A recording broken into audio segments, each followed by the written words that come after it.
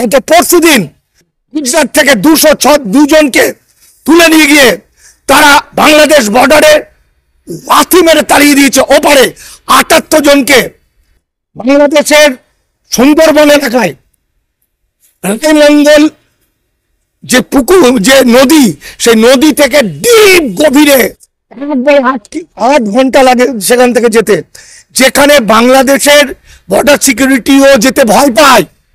সেই জায়গায় যেখানে জল নেই, সমুদ্রের ধারে, একদম সুন্দরবনের ধারে, সেটা বাহ্য প্রকল্প, সেখানে বাঘেদের জায়গা, সেইখানে 78 জনকে নামিয়ে দিয়েছে। ভারত কি করেছে জানো?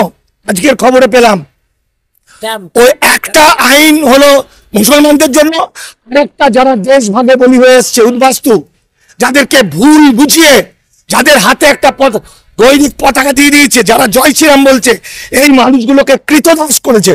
আমার ব্যাগের মধ্যে আইনটা আছে, ইমিগ্রেশন অ্যান্ড ফরেনার্স অ্যাক্ট। এই ইমিগ্রেশন অ্যান্ড ফরেনার্স অ্যাক্টে বলছে যে 14ই আগস্ট ভারতবর্ষে পাসপোর্ট অ্যাক্ট, ফরেনার্স অ্যাক্ট শুরু হয়েছে। সেই পাসপোর্ট ভিসা নিয়ে যারা নিয়ে আসেনি, এখানে তারা জানতো না, ভোটার কার্ড, আধার কার্ড, পাসপোর্ট করেছে, তাদের প্রত্যেকের 10 লাখ টাকা ফাইন, 7 বছর জেল, তারপর পুষব্যাক।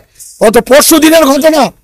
আমার ইতিমধ্যে ভারতের বিভিন্ন রাজ্য থেকে রাত্রের বেলায় সিআরপিএফ মিলিটারিরা নাম আসছে, 500, 600, 1000 জনকে তুলে নিয়ে গিয়ে কোথায় ফেলে আসছে কেউ জানে না। গত পরশু দিন গুজরাট থেকে 202 জনকে তুলে নিয়ে গিয়ে তারা বাংলাদেশ বর্ডারে লাথি মেরে তাড়িয়ে দিয়েছে। ওপারে 78 জনকে বাংলাদেশের সুন্দরবন এলাকায় রায়মঙ্গল যে পুকুর, যে নদী, সেই নদী থেকে ডিপ গভীরে 8 ঘন্টা লাগে সেখান থেকে যেতে, যেখানে বাংলাদেশের বর্ডার সিকিউরিটিও যেতে ভয় পায়।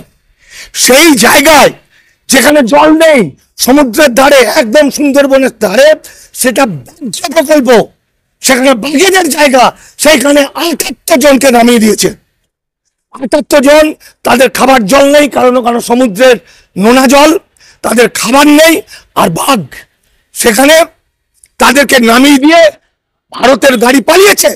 আর লোককে বলছে এটা মুসলমান। আর এই উদ্বাস্তুদের মধ্যে যারা বদমাইশ, যারা অসীম সরকারের মতো উদ্বাস্তু, যারা তারা বিরাট লাগছে যে মুসলমানদের করেছে কি আনে, ওর মধ্যে হিন্দু বহু আছে, হিন্দু মুসলমান হয় না, আইনে হিন্দু মুসলমান সবাই সমান। সেখানে এত মারাত্মক অবস্থা, কিছু ভারতীয়কেও ঢুকিয়েছে। ভারতে জন্ম, তার ভোটার কার্ড, আধার কার্ড, প্যান কার্ড আছে, তাকেও তাড়িয়েছে, বাঘের মুখে দিয়েছে।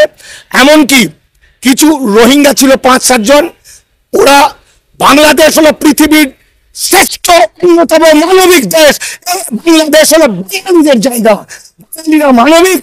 যদি বাঙালি থাকতে হতো বাংলাদেশে ভুগেন বাঘের বাচ্চা, ওদের ওই 78 জন প্রাণ নিয়ে একসঙ্গে ছিল বলে বাঘে খেতে পারেনি। ওরা হাঁটতে হাঁটতে জঙ্গলে গেছে, ওখানকার বাংলাদেশের ফরেস্ট ডিপার্টমেন্ট ওদেরকে রক্ষা করেছে, ওদেরকে জল দিয়েছে, তারপর বাংলাদেশে ঢুকিয়েছে, ওদেরকে ক্যাম্পে নিয়ে গেছে। 3 জন ভারতীয় ছিল, তাদেরকে ভারতে ফেরত পাঠাবে। বাকি জনকে, যাদের বাড়িতে লেবার খাটতে এসছিল, গরিব মানুষের আর বাংলাদেশ পাকিস্তান কি আছে?